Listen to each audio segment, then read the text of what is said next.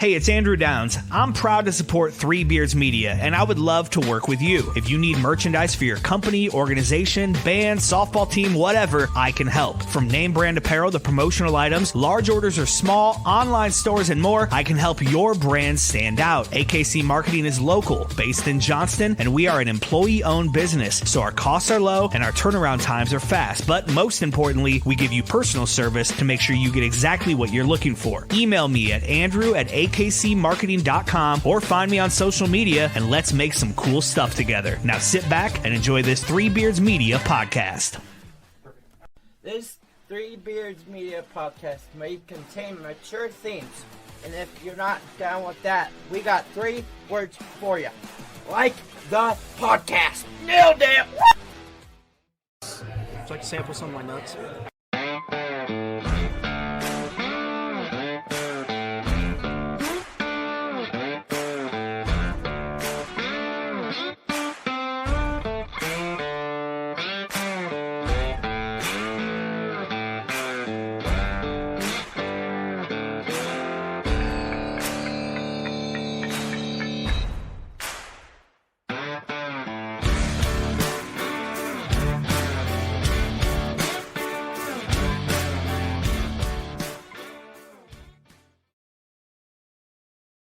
Hello and welcome everybody to another episode of Old Man Strength, brought to you from the AKC Andrew Downs Studios and sponsored by our amazing sponsors, Revelton Distilling Company, Greenberry Realty, and Kyle Lehman at Wintrust Mortgage. I am your host, Chris Shipley, as always, joined with my co-host when he doesn't have other shit going on, Aaron Wall. What's going on? Not other shit today. I know, right? Just getting through the weekend. Had a few drinks last night celebrating, as you do. Yes, I had 3 or 4 fireball shots in the middle of the game. So. Right. Not during the middle of the game. You were in the stands. That's not allowed. Oh, it was totally. It's yet another rule I broke over the weekend. Apparently. Yeah, how dare you? I know. I've never been more nervous to hit play on a stream in my life than I am right now. But it's a good weekend. When you live 2,000 miles from your nearest relative, holidays are considerably less stressful. Yeah. You don't have to try to hit everybody's house or worry about upsetting somebody because you went to one house and not the other. You just get to say, we're not coming to see anybody, so sorry.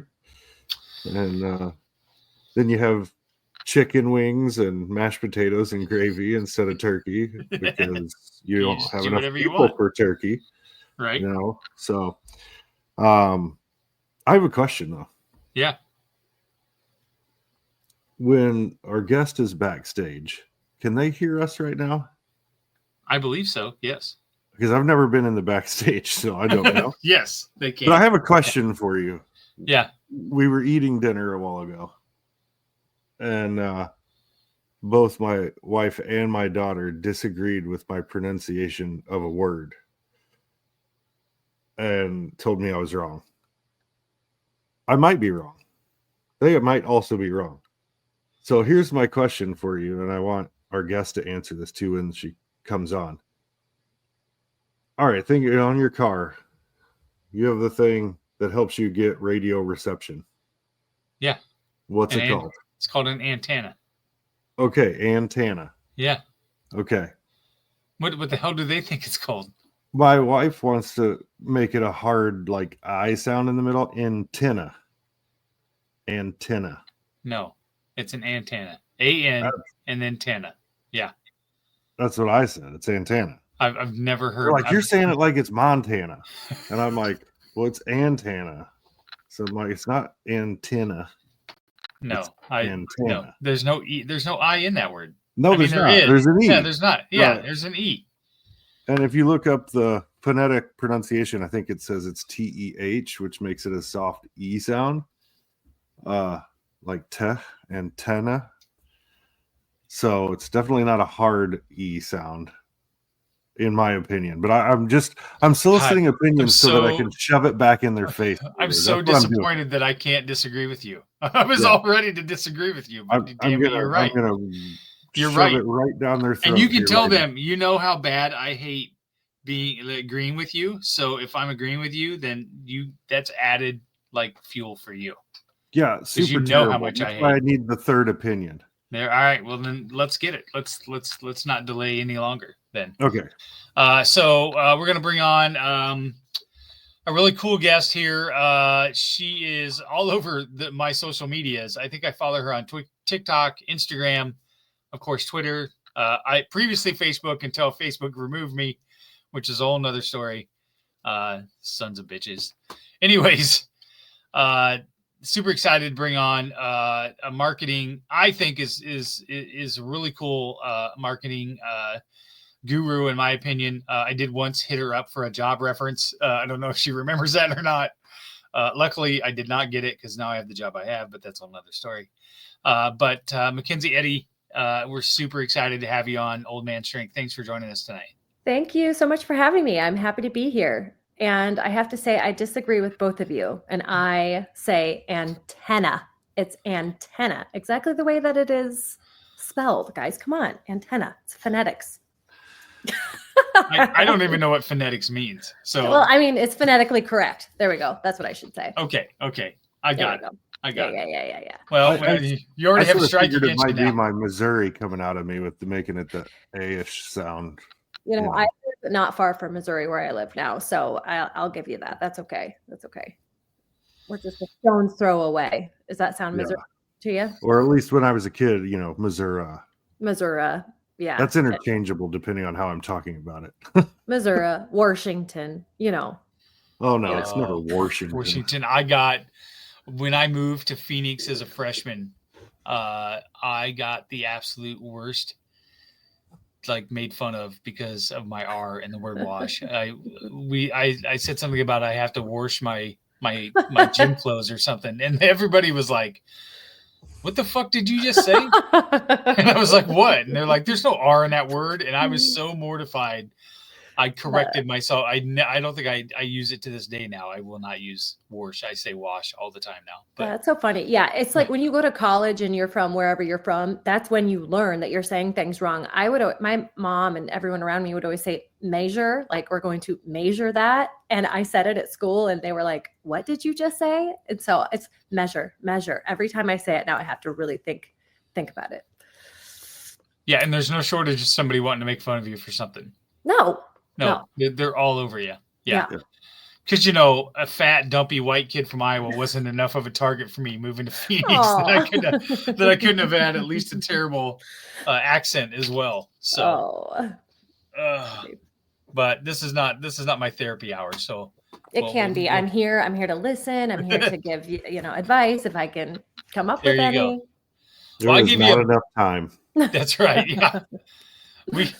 We changed false starts because nobody wanted to hear about my therapy over there either. So I give you a brief introduction, but why don't you give our listeners just a little bit about who you are and what you do? Yeah, absolutely. So I'm currently coming to you live from south of Sigourney, Iowa. It's tiny. A lot of people haven't even heard of Sigourney, but have you been here? Yes. Really? Or for football maybe, or no? No, my sister actually used to live in Pekin, which is I think is pretty close down there. So I've driven through there before. So yes, Pekin's actually closer to where I'm at right now. So this is very close to where I grew up. I grew up in a tiny little town called Keswick, and I left. I went to college. I went to UNI for college for marketing. Got my first jobs. Ended up in Waukee at that business that you had hit me up for. And while I did pass your name along, I just have to say, it's just, it's for the better. Some things work out the way that they're supposed to work out. And I know that's cliche, 100%. But sometimes they do. So I'm kind of glad that didn't work out because I'm not there anymore. So, That's right. It wouldn't have been near as fun. And it would have been a year ago in August, I broke off out on my own. And I'm doing consulting on the side through Brand House, Iowa. And I help people with their marketing, their branding. I just try to build up, that brand image and make everything solid, make sure they're working with a strong foundation with their brand, because there are so many cool ideas for businesses out there. But the marketing is kind of like the last thing to get checked off the list. And then everyone feels like they're panicking. They don't know what to do. They don't know where to start. And so that's usually when I find them, when they're kind of flailing, and I just calm everybody down, settle them down, and work it out with them. And on my personal side, I'm married to my husband, Jeff with the G. So that kind of freaks people out sometimes. They don't know where to go with it. They don't know how to pronounce it. And I have 3 little kids. I have Hayes, Cash, and Ro. And that's me in a nutshell. I usually, when I pause, I'm waiting for Aaron to jump in, but he looks like he might be half asleep. So No, I get it. It was a long weekend. It was a long weekend. Story. So no, that's great. So grew up down in that area. What was that like? It's so funny that we're even talking about this right now, because I just posted a picture on my Instagram probably an hour ago of me and my brother with our neighbor who was dressed up as Santa Claus. And when I tell you, I had the best childhood. And I think, my parents probably did a great job of sheltering us from a lot, but in my opinion, it was perfect. Keswick has like 200 people in it, and probably 150 of those people have the last name Schmidt, which is my maiden name. So my cousins were always around. My grandma was around. My parents were around. My aunts and uncles. So, I was really sheltered, really protected, but in the best way, because I just had my best friends down the road, which most of them were my cousins. So I just loved it. My school was small. I graduated with 24 people in my graduating class. So it was definitely a shock when I went to college, but I needed it. I wanted it. I was craving that different. But it wasn't in a bad way, but it was great growing up where I grew up. I can't say a bad thing about it, really. Small footnote, my wife's maiden name is also Schmidt. Oh, and well, she probably was from Harlan. She's from Harlan. Okay. So, okay. But I could have swore you just called your wife a harlot there first. I was like, buddy, you're going to I'll tell you what, murdered. I'm canceled on Facebook. I can get canceled real quick if you just say that a little louder. It's a good thing she doesn't listen. That's funny. So coming from a small town and then going to UNI, what was that transition like for you? I was really excited. And again, one of my cousins that I grew up with, he was up there. He played on the football team. Our paths were never really going to cross when I went up there, because I wasn't an athlete. I was just, going for school for marketing of all things. But just knowing he was there was kind of like a security blanket in a way. I knew that if I ever needed somebody, I could just pick up the phone and drive across town and go see him. So that was nice. The diversity was definitely there. That was something I was not used to in a small town at all. And that, that's religion, that's skin color, that's everything you can think of in terms of diversity. And so it was cool getting to kind of educate myself and just be in it and not having to learn from the outside. And I think, it was getting kind of thrown in the deep end on that. And it was cool. I put my foot in my mouth several times, but thankfully people around me were very gracious and they were willing to teach. Because to say I was ignorant going in, for sure, ignorant and just unexposed to a lot of those things. So it was different, but I loved it. What was your biggest I'm in college now moment or learning curve moment for you? That is a great question. I think, again, when I say I was sheltered, yes, I was, but I was still the oldest daughter. And I have this thing about oldest daughters. Like we take care of everybody. We make sure everyone's taken care of, feelings and making sure everyone's where they are. And now I'm up at college and I'm all by myself. I have nobody to answer to. I probably called my mom 5 times a day until I didn't. And then I realized, hey, I actually don't have to check in with anybody. So I think just that freedom was the biggest thing. And it was kind of scary because it was something that I could use to my advantage when I wanted to. And I was like, this is kind of a powerful thing. So I think that's probably what was the biggest thing. I think that was the biggest thing for me as well, was going up there and not having anybody to answer to and being at my own devices. And unfortunately for me, I didn't make some of the best choices. Skipping class, didn't go to class, didn't, things like that. But which I think is the biggest motivator for me now, is what I call the fear of failure. I had to leave school and kind of went with my tail between my legs because I didn't accomplish what I wanted to accomplish, and had to go home and show everybody I didn't make it. And that's been a big motivator for me ever since. Like, even now at 53 years old, I'll be sitting at my job, and if I'm not feeling like I'm being productive or whatever, that will start to creep into me and think I'm doing something wrong, or something's not going right, or whatever, and I need to work harder to make sure that I don't fail again. 1000%. I remember my freshman year, it's exactly like you were talking about. I was fucking off. I wasn't doing what I was supposed to be doing. I wasn't going to class. I don't know what I was doing. I was just like high on my own supply, being up there with no rules, no nothing. And one of my professors pulled me aside and he was like, I think it would really be best if you just dropped this class and, picked it up next semester. I just don't think you're getting it. And that, I was top of my class from where I came from. Yes, it was a small class, but I didn't have to, I worked hard, but being with all these people who were smart and were working their asses off, and I was just fucking around, and for him to say that to me, oh my gosh, it was like embarrassing, but it was the reset that I needed. And I worked my ass off for the rest of the semester, and I ended up passing that. But just to be told, because you think you're invincible, you think you're invisible too. You just think that you're just flying under the radar, but no, he was paying attention. Oh my gosh, it was just the reset that I needed. I get it completely. Yeah, it's funny because when I lost that job in 2022, and I remember leading the last 3 months into that going, something doesn't feel right. Like, this doesn't, like, I don't feel like I'm not getting it, but I'm not getting any traction here. And I can start to see some things happening that are out of my control and whatever. And I remember when they let me go, and I was like, you're not going to tell me I lost this job because of performance. So like, I had a hard time accepting that. But I just never felt like I was on the same footing as them. I just never ever that was the one time ever that there's times where, like I said, I feel some imposter syndrome or whatever, but I don't think there was ever a time where I felt like I was like confident in my job the 9 months that I was in that job.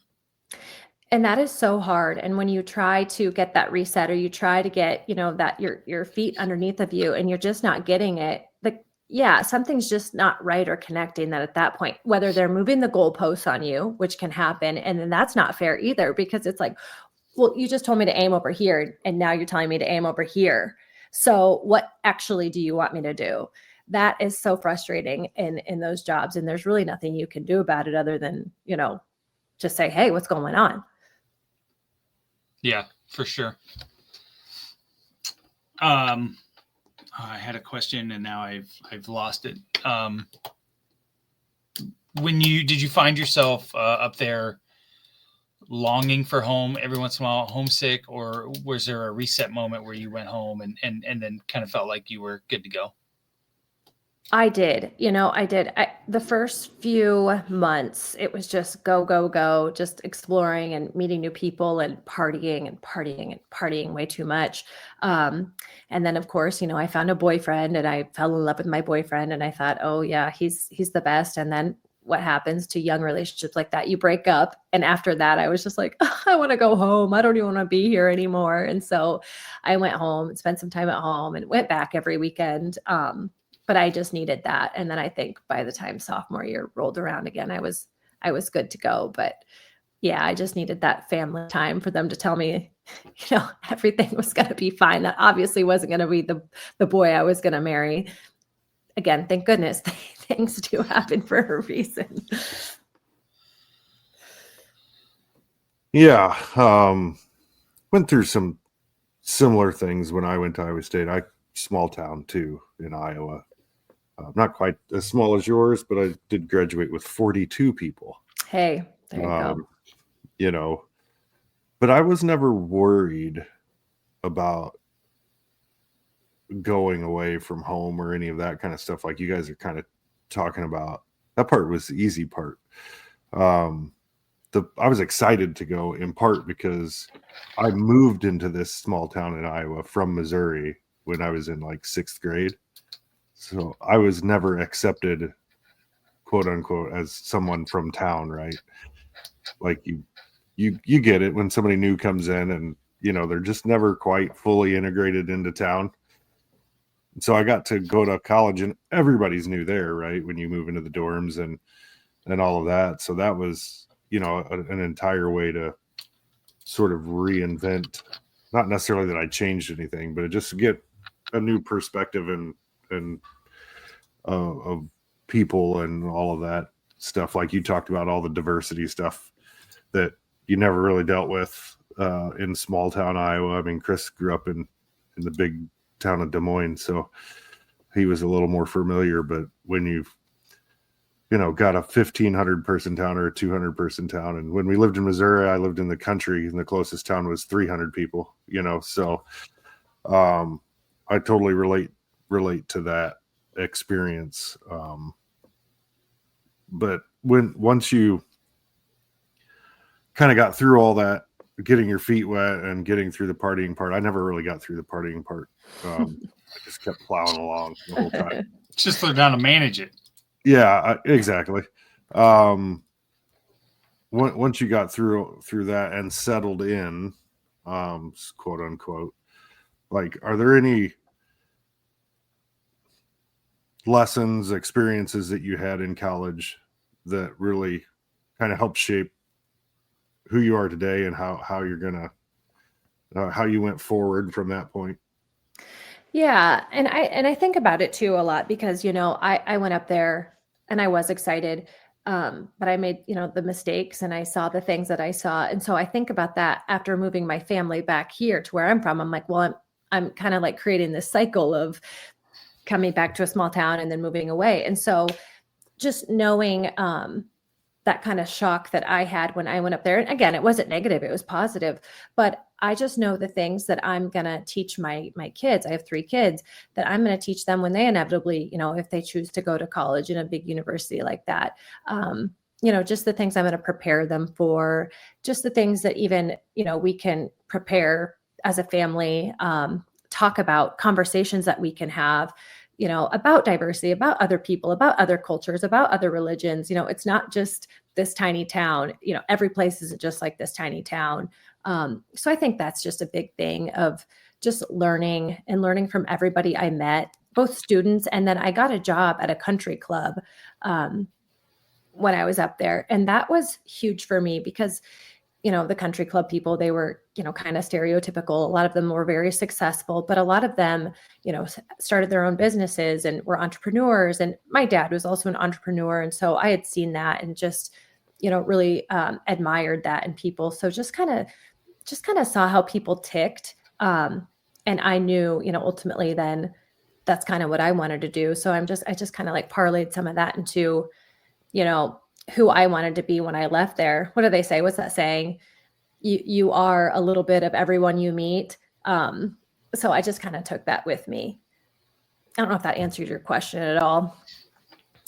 No, it does. And I think that's an important that, you know, if you don't learn a little bit of something from everybody you've met or whatever, taken something with it, and then it's kind of an empty experience, and then what's the point? You know? Right. Yeah. So. Yeah.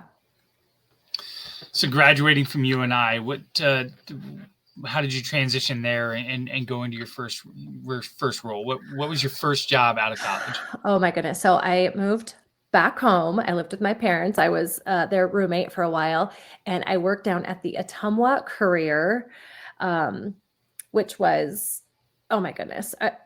Are either of you familiar with Ottumwa just as a... Yes. Yep. I have family from down there. So yeah. The Courier was very old school. I mean, when I say dark, it was literally dark back there. It was dark where I sat. It was just a dark time for me because it wasn't the job that I wanted, you know. And I don't know what I was thinking. I thought I would graduate and I would go get my dream job. Everybody knows that's not true, but you have to experience it to figure out that it's not true. So I took this job. Oh my gosh, I think I cried to work almost every single day. One morning, it was December, but it was cold that morning and then warm that afternoon. I flipped my car on the way to work. They had told me, we're taking pictures of the new employees that day. So I went ahead and I went in, I got my picture taken. I think I had tears in my eyes. But I'm that type of person. If I say I'm going to do something, I'm going to be there. None of my legs were broken. I was fine. So I went to work that day and everyone's like, why are you so quiet? I'm like, oh, I crashed my car on the way here. But anyway, so 6 months later, I got a job then at Vermeer Corporation. And that's the job that was truly like a dream job. It was wonderful, wonderful people, wonderful experiences. I learned so much. I probably learned more at that job than I did all 4 years of college. And again, I think that's a shared experience. You just have to get out and learn, in the real world. But yeah, that was crazy. Ottumwa Courier. What did you do at the Ottumwa Courier? I designed ads. Yeah. Oh, okay. Yeah, I designed ads. So for the grocery store or the real estate agents, Ed's Flowers, just anything you could think of. Yeah. So I'll ask you a general marketing question because Okay. I always find this fascinating because my background is not in marketing, believe it or Okay. not. It is, I started off, actually I got a political science degree. And then I worked in IT for 20 some years and moved into a marketing role about 10 years ago and have done that ever since. How interesting. I love that arc. That's really interesting. So design is something that I still learn to this day, and realize that I am not the greatest designer and I am not your typical marketing person where if somebody doesn't like my idea, I'm not personally tied to it. It's fine. Yeah. Well, I would much rather. But how hard is it sometimes when you get feedback from a client or somebody else and what they want is not the way to do it, but you're kind of stuck? Like, how hard is that for you? That can be really tough, but like you just said, you don't tie your emotions too much into your designs. And graphic design and marketing, you cannot do that because it's not art anymore. It is truly a tool to sell something or explain something. So while it was really tough for me in the beginning, it's not anymore because it's like, okay, that's fine. I'm basically, this is a tool. It's not art. It's not going to hang in a gallery somewhere. This is just something that has to do its job. So it took some learning and it took figuring out that you couldn't take that all personally to now it's just like, okay, yeah, I would not do it that way, but this is you. It's money. On you. It's your money. Do whatever you want. Yeah. Chris is still learning not to put yellow letters on white background. So that's like rule number 1, Chris. Come on. Well, what did I tell you? I'm not very far into my typical career. So, yeah, I ran into that at a job I had last year, and it wasn't necessarily a design; it was just overall strategy discussion.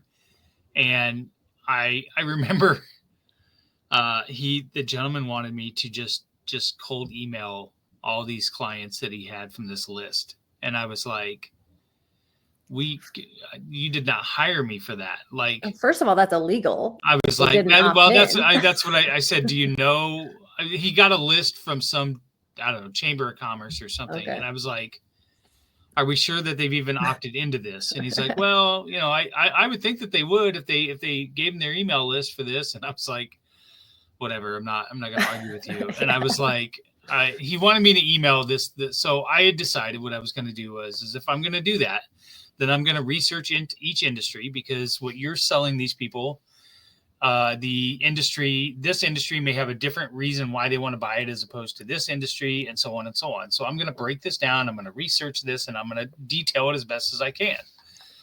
And like 2.5 weeks in, he calls me and he's like, have you booked any meetings? And I was like, no, I haven't. And also, big surprise. That's not how this works. I was like, finally I go, Jim, I'll just say, Jim, how many of those emails do you get a day?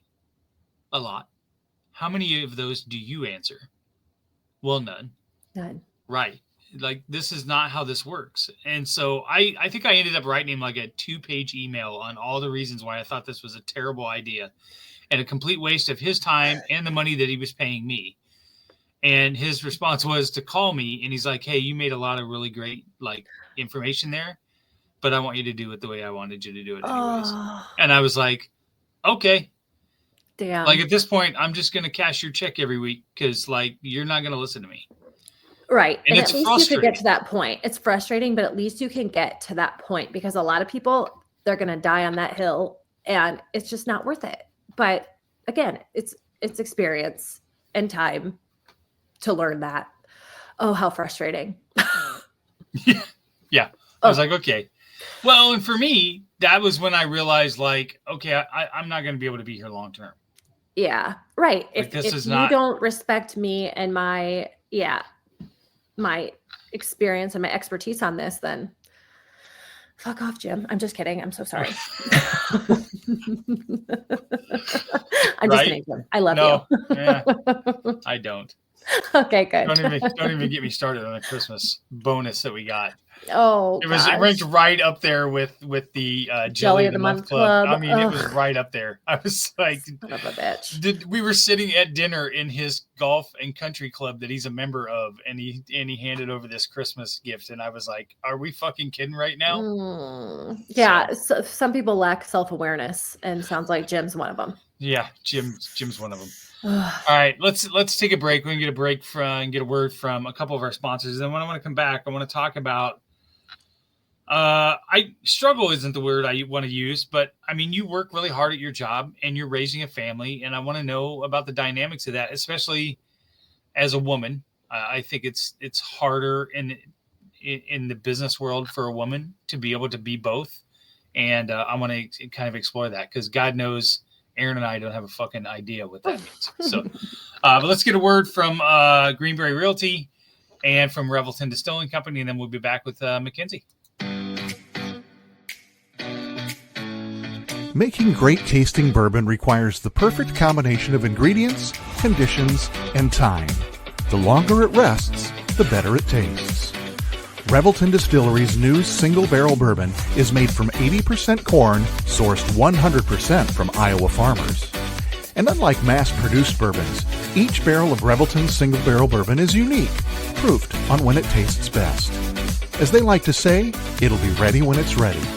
And to ensure the highest standards of quality and flavor, owners Rob and Christy Taylor oversee the production and bottling. Every single barrel. Iowa born, Iowa aged, Iowa bottled.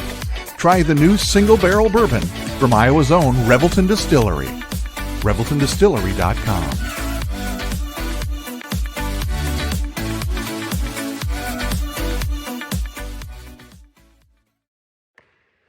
When energy meets precision, anything is possible.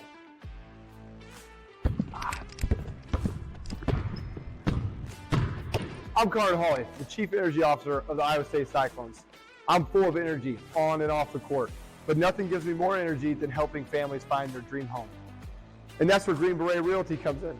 They're more than just realtors. They're a team dedicated to getting things right for you and your family, just like we get it right on the court. No basket. That was on the floor before the shot. Out of bounds. Come on! Can you believe that? You can't take that away from me. That call was absolutely terrible. Are you guys cautiously trying to be this bad? I mean, does your mom not love you? Have you seen how old my partner is? My back hurts already from carrying him all night. And I've heard enough out of you. So you're gone. Fine. Jim, are you blind? Basket's good. We've got a three-pointer.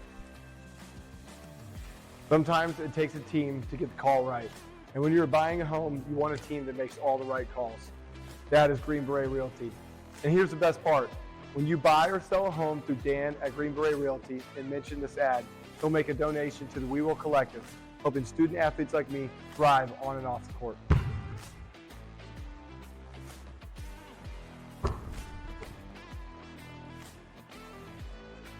That call's so easy, even we can make it. Green Beret Realty, because getting the call right means everything. All right, and we're back. Aaron, I do have your majority rye whiskey sitting in my garage, so I need to get that sent to you for Christmas. So, speaking of Revelton, our next episode is going to be with Jason Norton from Drinks with Jason. Jason and I are going to be at Revelton sampling a few drinks, and Aaron may or may not be on the pod, but he definitely will not be in person. Sadly, not be there in person. So, living in Seattle sucks sometimes. I may have to get an Uber back from Osceola. I don't know yet. So, Mackenzie, when we went back to break, I wanted to transition a little bit and talk to you about your career, what you're doing now, and then you're juggling your family, and which I think is a lot of what some of your videos and your TikTok and your Instagram is playfully talking about some of that stuff. So. You said you're doing some independent consulting now. I guess I should ask, what made you move back down to Sigourney in your hometown area? If you were in Waukee, where I would think that a lot of clients would be and things like that, and maybe your husband had a job up there. So what made you move down there? Yeah. So my husband works actually for he works for Weiler in Knoxville. So we were living in Altoona. I was working in Waukee. I felt like I was just sleeping in our house in Altoona. You know, I was driving to Waukee every day. I was just sleeping there. He was driving down to Knoxville when he wasn't traveling. So it's that home didn't feel like home at that point anymore. And so we both had an interest in coming down here and, you know, getting our roots in the ground and raising the kids kind of similar to how I was raised, having their cousins down here. So really just family is what brought us back. And you know, behind the scenes of my other job, I just knew what I was doing there I could ultimately do on my own, build relationships with clients, find new clients, and just, you know, help them out with what they needed. So I really wasn't scared. I'm actually not a risk taker though at all. So I had been kind of kicking around this idea to go out on my own since I was on maternity leave with my first baby. And that was, you know, almost 7 years ago. So it took a while, and it just took, you know, me trying to trust myself and figure out if this is really what I wanted to do. And ultimately, you know, it was just one big conversation with my husband and I to just say, okay, let's do it. Let's make the move. We made the move. I stayed at my other job for about 6 months. And then I went out on my own. So yeah, I'm out on my own now. I'm also a founder in another company called Leverage 4. I forgot to mention that. I have a lot going on, a lot of things running around in my head. And that's pretty cool because it actually supports independent contractors like myself. So what it does is it matches up independent contractors with businesses that need their help. Right now, a lot of those like boomers, you know, they're retiring, and those companies may or may not want to fill their old role with another full-time position. So we can get a contractor in there, or a fractional person in there. So I'm doing that too. And I'm heading up the marketing on that. And yeah, raising 3 kids. And so it's a lot. And that's why I have these wrinkles on my face. That's why I have to go get Botox in my forehead. That's why I have these headphones on, to cover up the gray hair. But it's good. I wouldn't. You wish you could get these big veins in your forehead like I do. Oh, I definitely. These old man veins. I definitely have veins in my forehead. Speaking of old, Chris, you heard the disdain in which she talked about your generation, right? Yes, boomer. I heard that. You're not a boomer. You're but younger than a boomer. I am. Yeah. Thank you very much. I'll be 54 on Wednesday. So yeah, you're not a boomer. No, I'm a Gen X, I think. Yeah. I don't know. I can't. Yeah. Caitlin dropped some term for some generation today when we were putting the tree up, and I was like, I don't even think I've heard that fucking word. Probably not. Like, what is that? They're making shit up at this point. I don't know. I was like, can we just stop with all that? Like or when the big thing was to make fun of millennials, and then turns out millennials were like in their mid 30s now. So yeah, I'm a millennial. I'm living that millennial life. I'm probably Yeah, knocking on geriatric millennials' door, but that's fine. So you mentioned that your husband travels for work. Is he still traveling for work? So Yeah. and the reason I ask is because I also travel for my everyday job a fair amount. And that puts a lot of the burden of getting kids to school and to practices and all of that on the spouse who's not traveling. Can you talk about that a little bit? I mean, how do you, I know, we don't ever really talk about it, but there's certain things that I take care of that she doesn't. And, we try to balance it out as much as possible, but it does leave some weight on your side of the scale when somebody is gone. Yeah, for sure. It does. He's had this job where he's been traveling ever since, before our first son was born. So I just kind of told myself, well, it can be really hard sometimes. And especially as you add 2 more kids on top of that. I just told myself, you were okay with it then. And you told him if at any point it became too much, you would just let him know, because it's just not fair to him where he does support us so much. I mean, he's the hero of our family. He's the backbone of our family. He takes care of us, financially and in a lot of ways. He takes care of, those big things. He just takes care of it. And he's that type of person that can just take care of things. He's organized with the bills and stuff. Part of the reason, I was able to leave my full-time job with my benefits was because of his job. So I respect his job so much. I respect him so much in his job and sometimes that resentment can creep in, but I just have to remind myself, like, don't ever let it get that far without having a conversation, because I always talk about this. Resentment is the one thing you cannot put back. If you full out start to resent something, you can't put it back, whether it's a job, a relationship, anything. That it's like a cancer, it just takes over. So while sometimes a lot of that weight does fall on me, when he's home, he is fully present. He's doing so much, and he, gives me that break from my own kids if I need it, which is sad to say. Like it is earlier not tonight, sad to say at all. I'm telling you right now, it is not sad to say. He texted me earlier. He's like, "Where are you? Hayes wants to know where you're at." I was like, "I'm literally laying on the downstairs floor. Just for 15 minutes of quiet." So yeah.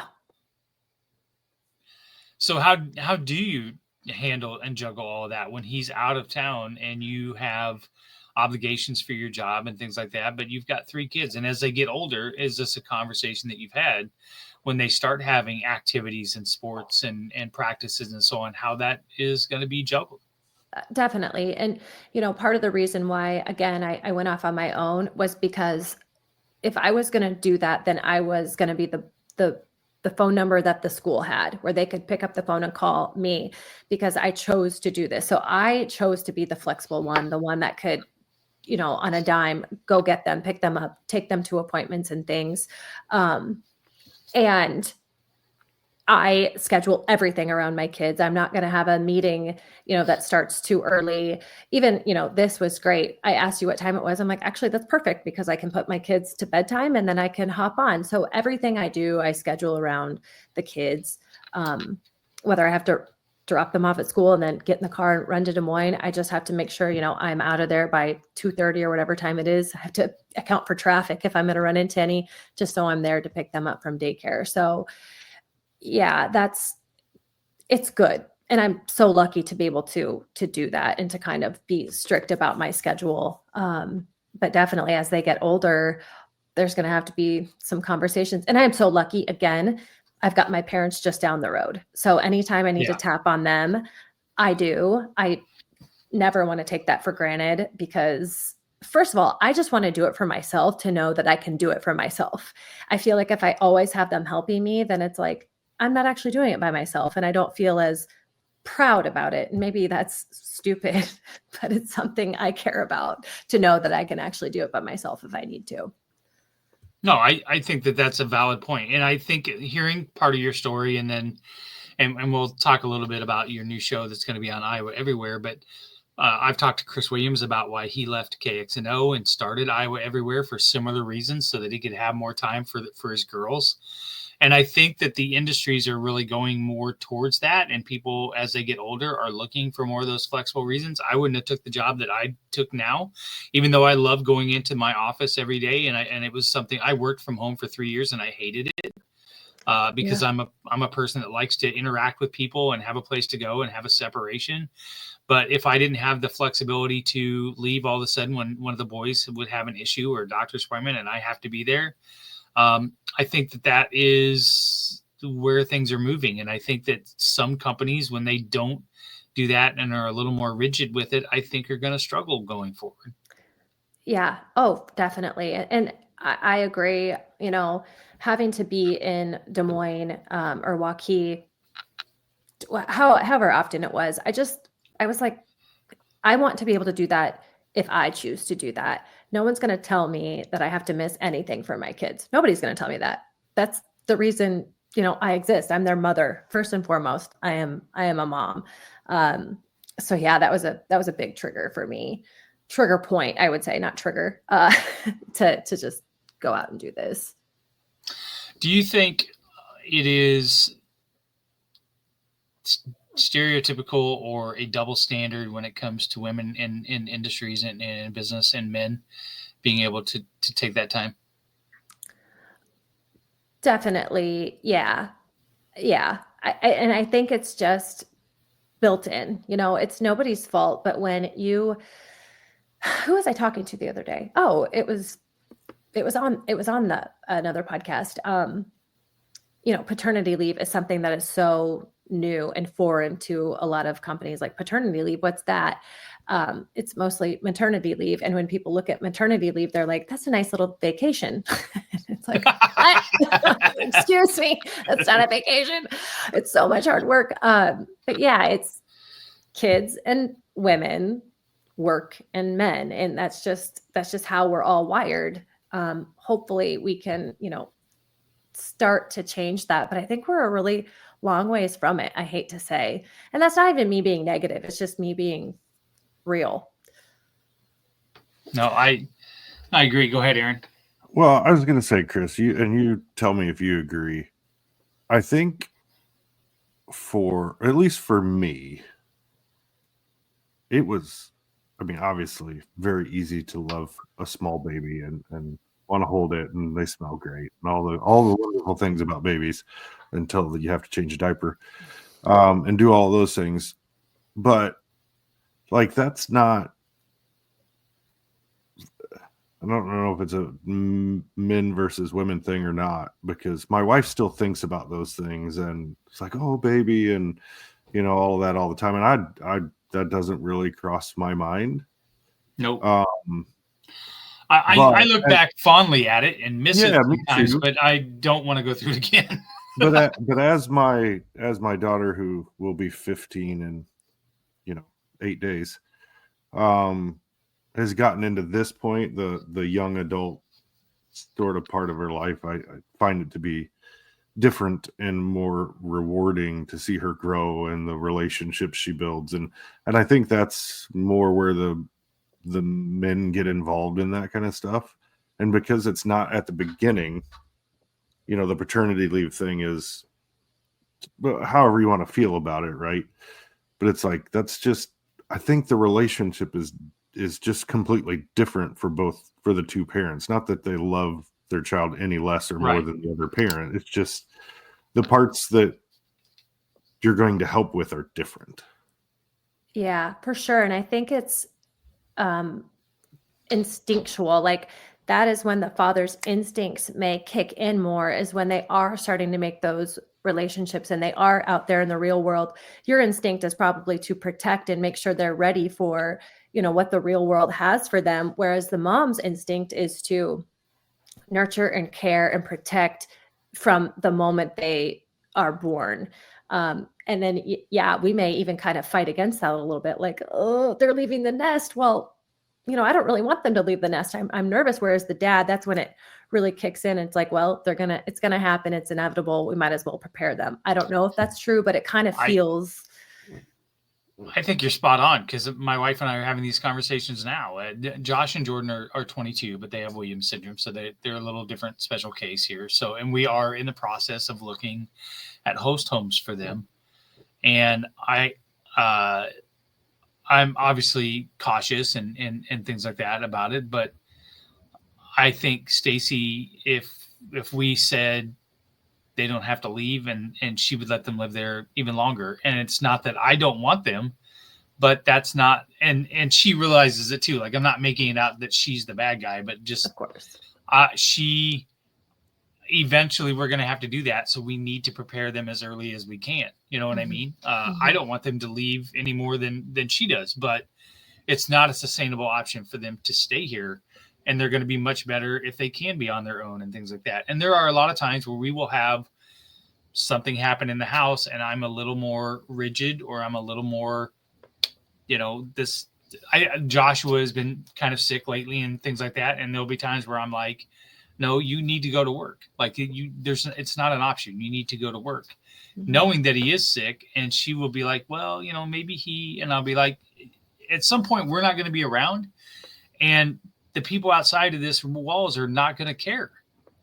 And, so and again, it's not, to your point, it's not that I love him any less and she loves him more or whatever else. It's, we're preparing for life in, I think, 2 different paths, just based off of what our role is.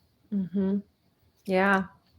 I think the whole point of parenting is to raise a strong, independent person to send out into the world, Right. So they don't have to move back in. I've I've yet to taking figure a out jab that at our formula guest right now, Chris? No, I'm me. It's uncalled for. Caitlin just 2 weeks ago asked if she thought maybe she could move back in to save money for a house, and I was like, I just fucking got rid of you. No, but we're this close to getting rid of the other 2. You want to move back? Yeah, no, you cannot. That is the goal. As much as you don't necessarily, like Mackenzie said, don't want them to leave. Right. That is the whole point. Absolutely. Of this whole exercise. Yes. Absolutely. Yeah. As hard as it is to watch them grow up, and it is hard. You're so happy. Your heart is like breaking, but it's also like, okay, good. Like, you're doing a good job and I'm doing a good job. And that's fulfilling for everybody, even though it sucks. Right. Damn it. Yeah. And giving them enough leash to make mistakes and learn. And like, even though, like you said, it's the wrong, that's not a good idea, but go ahead. Yep, go for it.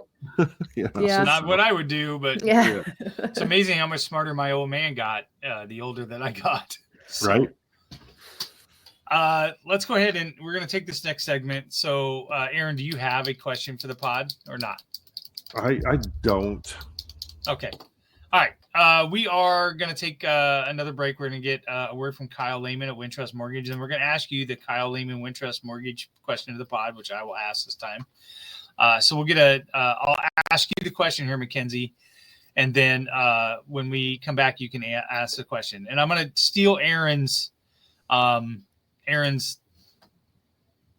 theme of the question, and we'll relate it to holidays. So. I think the word was premise. Premise. Yes. Premise. Theme. Premise. It's the same thing. Don't start.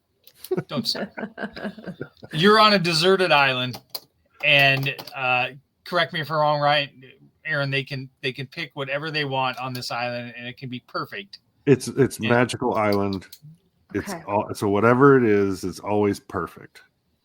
What holiday are you going to celebrate? And if so, what holiday meal will you be having on this magically perfect island? And we're going to get a word from Kyle, and then we'll come back and we'll get your answer.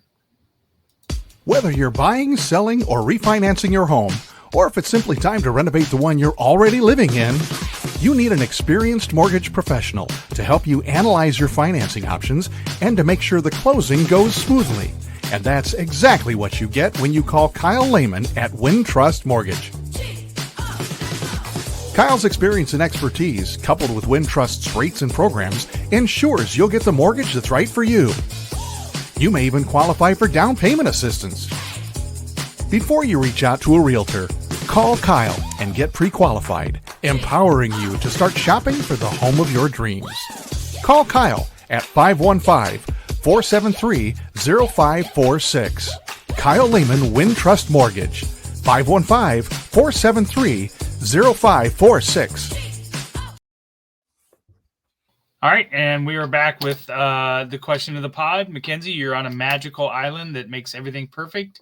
What holiday are you celebrating, and what holiday meal are you having?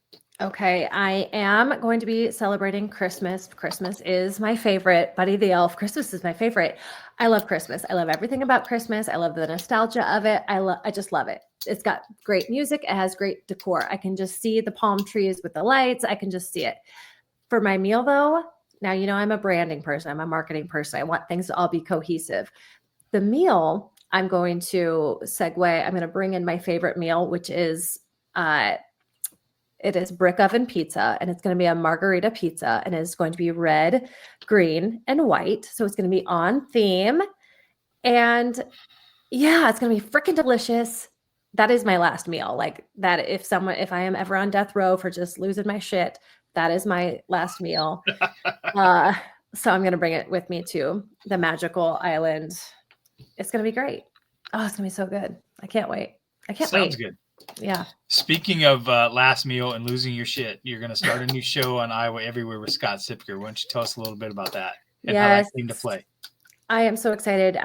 So Chris Williams, I've known him, and it's just funny how we make these relationships online. It doesn't matter how old you are. It just matters, if your personalities kind of gravitate towards each other. Like you and I, Chris, that's how we met too. Chris the same way. And we kind of ran in like similar circles. He reached out a couple months ago and just said, I would love to introduce a new show to Iowa Everywhere that is not about sports. I like what you do. I like how you talk. I like your style. Would love for you to be a part of it. And I was like, oh my gosh, like, sure, I would love to. And he also had Scott Sipker, Iowa Nice Guy. They're good friends too. And he's like, and I think you guys could really hit it off. So we met. We've been talking on the phone almost every day during the week.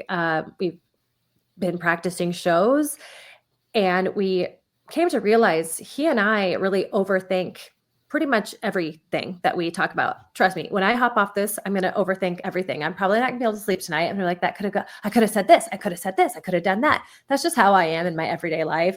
I overthink everything. I also have imposter syndrome in everything that I do. So does he. And come to find out, a lot of people do. We're overthinking everything. We have a 24-hour news cycle. We are being fed so much information that sometimes it's not fun to even look at our phones. We're all overthinking all the time. And to that point, we are just over it. We're overthinking about everything. So that is what our new show is going to be. It's going to be called Overthinking. It's going to be on Mondays at noon, starting December 16th. And we're just going to overthink everything so you guys don't have to. And trust me when I say that we will, because he and I are kind of yin and yang. We're alike in a lot of ways, but we're very different in a lot of ways. But he's really, really cool, and it's been cool getting to know him. So I'm really looking forward to it. And that's not your first podcast, right? Because you were doing Big Opinions, and are you still doing that or not? Yes. And that's just like a personal, it's so funny that I started doing that because I share my opinions enough on Twitter, as you know, and on Instagram and TikTok, but I just needed one more place to put those opinions. And I started doing it by myself. And then I thought, let's bring Jeff in here. And it's so funny and been so good for our relationship in a weird way, because we just never get that. We never get an hour to just talk about stuff ever. We never get an hour to talk about stuff unless we're in the car driving somewhere. And through this podcast, we get that, and we get to talk about whatever the hell it is we're talking about. We ask for other people's big opinions to submit, and then we get to discuss that too, break that down. And it's so much fun. So no, if I can keep all of these balls in the air without dropping any of them, without something suffering, then I'm going to continue to do it as long as I could. But that was really to just teach myself how to do it. I wanted to learn that skill, how to produce a podcast. And because I think everyone thinks that they can do it, and it's a lot of fucking work. Yeah, it's not easy. As you Can guys you teach Chris? Yeah, right. Yeah, okay. How long have you been doing all of your shows? So we started Three Beards Media 2 years ago, but I was doing a pod with one of the previous owners here. We started Old Man Strength in like August of 2020, and Aaron, you started a podcast with him, Bitter Units Win, shortly before that, right? Yeah, might have even been it was either real early 2020 or might even been at the end of 2019. I'm not sure. Yeah. And we were all part of Ted Flint's group, the Tailgate Society. Ted was great, but we had just decided that we kind of wanted to move in a different direction and do, like you said, a little bit more than just sports. Old Man Strength wasn't specifically sports. Old Man Strength, frankly, started. Tim and I would sit and talk about my dad and things like that. And then we just started bringing guests on and started talking about their dads. And then we would bring on other guests and start talking about their lives. And I think we kind of found a little niche there and things like that. And then we've just kind of expanded. We brought on people that want to do different things. And we're super excited. Next week, we start a new pod with Bill Blank and Willie Farrell. If you know who Willie Farrell is, he's a famous comedian here in Des Moines and in Central Iowa. And it's going to be basically Billy and Willie's workshop, and they're going to sit in Bill's basement and work comedy bits and talk about comedy and stuff like that. So, how awesome! Oh, I love that. I love that. Comedy is something I think we all have in common. I love comedy, and I love taking a peek into a comic's brain because they work different. They definitely work different. It'll be interesting. I'll be on the back end just kind of watching and producing and whatever. But, you do yours with Jeff. I do one with Caitlin where it's just me and my daughter, and we use it it's one of the things where sometimes my wife will be like, will you two knock it off? Because we'll be back and forth, and she's annoyed with it. And we were like, we should just do this on camera. Save it for the pod. Exactly. Right. So there'll be a lot of times we'll start. And I was like, wait. This would be really good. Let's just wait. Let's not talk about this any longer. That's so funny. That's a bit that Scott has been doing. He's like, save it for the pod. I'm like, Scott, seriously, I just want to talk to you. Right. All right, we're going to do our last segment, and then we're going to get you out of here, Mackenzie. Our last segment is called the STFU segment. It was inspired by Steph Copley, who was on the podcast. Steph famously told Tim to shut the fuck up so that she could get a point across. And I thought it was so funny that we decided to make a sponsored segment. But it's a little different sponsorship. We are inviting people to donate to the Young Women's Resource Center in honor of Steph Copley in the STFU segment. So we're going to get a word from Steph, and then when we come back, Mackenzie, Aaron and I have shut the fuck up, and you can say whatever you want without any kind of repercussions or feedback whatsoever. Famously, Steph was a co-host on this show, and she kept interrupting during her own segment, and I had to remind her to shut the fuck up. So, I love it. So, let's get a word from Steph. Hey everybody, it's Steph Copley, the woman behind the STFU segment on the Old Man Strength podcast. When I told the guys I wanted to sponsor this segment, they recommended that I make a charitable donation instead, so that's what I did. I chose the Young Women's Resource Center in Des Moines, Iowa. They're a nonprofit that supports, educates, and advocates for girls and young women ages 10 to 24. Their whole goal is to make sure that these young women become strong, self-confident, and successful. And if you know me at all, you know that aligns with my goals as well. If you're interested and would like to donate, check them out at ywrc.org and donate today. And remember, don't forget to STFU and listen every once in a while. Thanks. All right, and we're back. All right, Mackenzie, the floor is yours. Okay, you kind of have to explain. I can just say anything that I want? About anything you want. About anything you want. Any subject whatsoever. Okay, this is actually great. I wasn't prepared for this, but something that you said recently, it shocked me to my core. And I was like, what the F is this guy talking about? Can I just close your eyes? Okay, close your eyes. It's Thanksgiving. Yeah, you are sitting at this gorgeous table. The tablescape is gorgeous. You have your napkins, you have your flatware, you have your plates, and you have several servings of green bean casserole just lining this gorgeous table. That's all that's for dinner. That is all that is for dinner. And it is perfect temperature. The green beans have been cooked to perfection. The cream of mushroom soup is doing its thing. And the crispy onions on top are perfect. They are just fresh and they are so crispy. And I'll be goddamned if that is not my favorite Thanksgiving side dish. And I just think that it should be everyone's favorite side dish. I think it's the most delicious Thanksgiving side dish. But I actually think that it should take the place of the turkey or the ham because it is that fucking good. Damn, I could use some right now. I think that's all I have to say about that. The only flaw in that entire premise is no rebuttal, Chris. Is it? No, it's not a no rebuttal segment. It's no, a show. You said no grief or anything about their opinion. Fine. Oh, I want to hear it. What was it? Oh, it's got green beans in it, and then that's the problem. So good. So gross. So good. So I thought you were gonna go deviled eggs, and I was gonna hang up on you. Oh my God. Don't get me started on deviled eggs. So they should be called God's eggs. That's how good they are. With or without paprika sprinkled on them. Oh, with just that doesn't taste or do anything, add anything to it, but it's visual. Yeah. Big on the visuals. Well, this has been super great. I really appreciate it, Mackenzie, for coming on. Let everybody know where they can find you if they're not already following you. Oh goodness, yeah. Over on Twitter or X, whatever you want to call it, I think at Koshiz, Koshiz. I don't really know. And over on Instagram, it's at Mackenzie Ed. So yeah, just let's hang out. It's really not that serious anytime I'm posting anything, unless it is. And you'll know if it is, right, Chris? That's right. And then she's overthinking.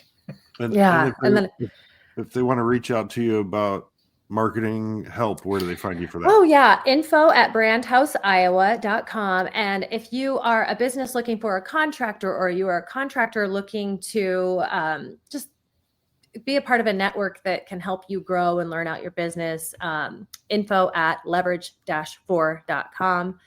And then starting December 16th at noon, watch Overthinking with Scott and I. Ought to be a good time. I ought to put my foot in my mouth constantly, so you'll have fun with that. There you go. Can you get me a contractor, then get my Facebook page back? Yeah, I probably could. Damn, we'll get that figured out for you. That's all right. I might be better off. So yeah, true. All right, everybody. Thanks again for listening to another episode of Side of the Storm. We've got episodes this week of Side of the Storm, of Old Man Strength. We have episodes of Side of the Storm coming on Wednesday to talk about the big win for the Cyclones. Hawk's Eye View, Bill and Willie's Workshop is this week, and we might have a father like daughter birthday episode. I don't know if I can talk Caitlin into getting off for my birthday. So, happy birthday! With that, thank you, Aaron. You got anything else to wrap up? I don't think so. Thanks, Mackenzie, for coming on, and we appreciate you. Thank you, guys. This was a lot of fun. I appreciate it. All right. Well, we appreciate you too. All right, everybody. Thanks for listening. Check out our sponsors, Revelton Distilling Company, contact Greenberry Realty and Wintrust Mortgage. And, of course, shout out to Andrew Downs at AKC Marketing Studios. And with that, we are out of here.